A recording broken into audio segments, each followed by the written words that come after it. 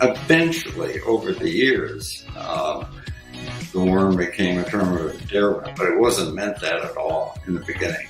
When they started producing apparel a couple of years ago, they found out how young people in particular really like this program, and so they've allowed it to kind of come back to life on its own.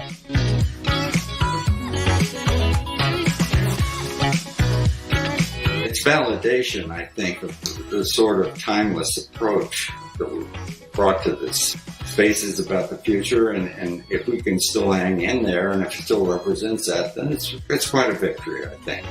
Aesthetics aside, the goal was to do that, to hold up for decades, and apparently it's got better legs today than it did then.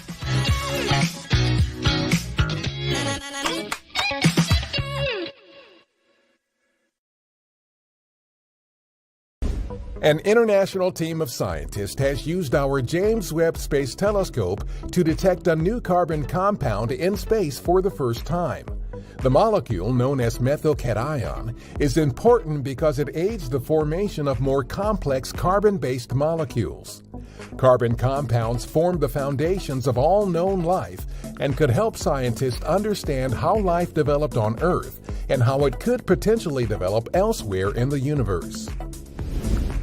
On June 25th, the first Crew Health and Performance Exploration Analog, or CHAPEA, simulated Mars surface mission got underway at our Johnson Space Center.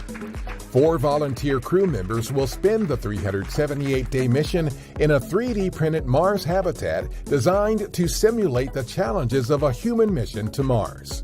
Learn more at nasa.gov/CHAPEA. A prototype of our Viper Moon rover successfully completed more rigorous testing at our Ames Research Center to evaluate the rover's ability to egress or drive down a ramp from the Astrobotic Griffin lander onto the lunar surface.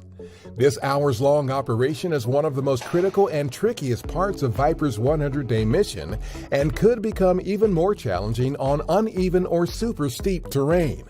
Viper is being built to search the moon's south pole for water ice that could possibly sustain human exploration on future Artemis missions to the lunar surface.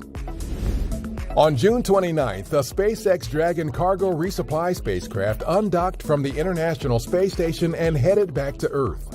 The Dragon was loaded with over 3,600 pounds of supplies and NASA science experiments